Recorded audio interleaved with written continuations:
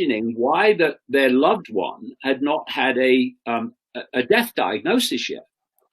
And the lady at the coroner's office said, well, we did a test, a COVID-19 test, after the guy had died, and we sent it off, and we've not had the result back yet. And she said, if it comes back positive, COVID-19 will go on the death certificate. And if it comes back negative, then there'll be a post-mortem. And so we're having a situation in country after country after country, because of this spider control of the national medical pyramids, whereby doctors are being pressured and ordered to put COVID-19 on the death certificate for anything that moves. And then we come, as we talked about there, the financial incentives. They changed the rules in America so that if a hospital diagnoses regular pneumonia, they get paid $4,600.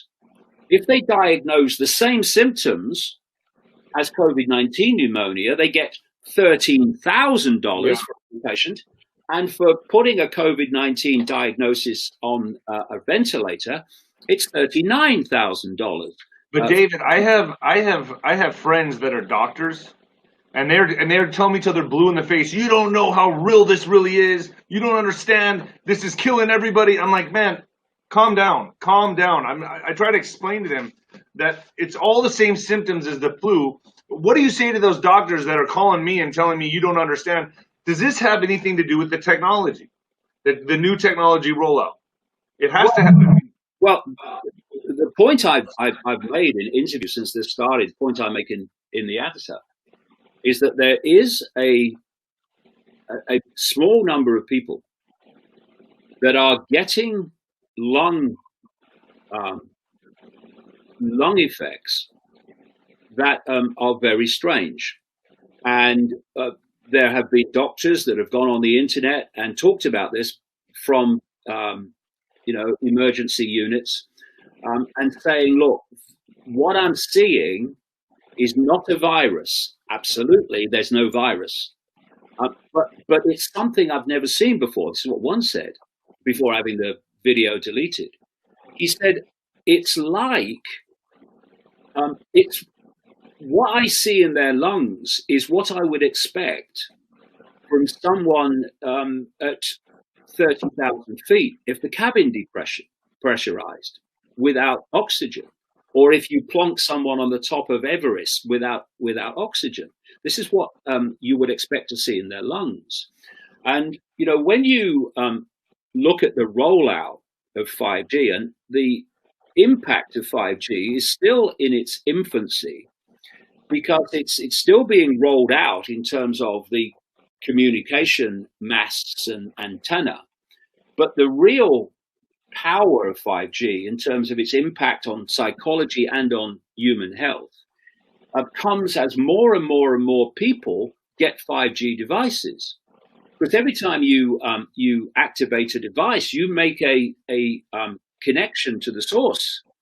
And say you're in a train and lots of people are on the phone, and they're 5G phones, that train is awash with 5G. Whereas it wouldn't be, even if 5G was transmitting, but people weren't on the phone in the 5G phones in the train, it would be less. So the more this rollout happens and the more people start using 5G devices, the impact of 5G will get greater. But even at the level it is now, you look at the band of frequency within the 5G millimeter range at 60 gigahertz, and this is accepted by the telecommunications industry. At 60 gigahertz, 5G interacts with the frequency of oxygen molecules, and makes it far more difficult for the body and the bloodstream to absorb oxygen. Now, this is where everything connects. They want to deprive humanity of oxygen, because not least that leads to respiratory disease, which they are dubbing COVID-19. And what is going to happen with all these people wearing masks all day, breathing in their own carbon dioxide, which the body is trying to expel? It's going to cumulatively lead to far more respiratory disease, and they're going to call it COVID-19. So there is a 5G element to this, absolutely, but not causing the virus, but what 5G and electromagnetic fields in general, this is well known, can do is generate the symptoms of what they say is COVID-19. These, for instance, flu-like symptoms. And Wuhan, of course, had a big rollout of 5G just ahead of this thing kicking off. And if you look at the deaths, etc., in America, an enormous, absolutely enormous chunk of them come from two states.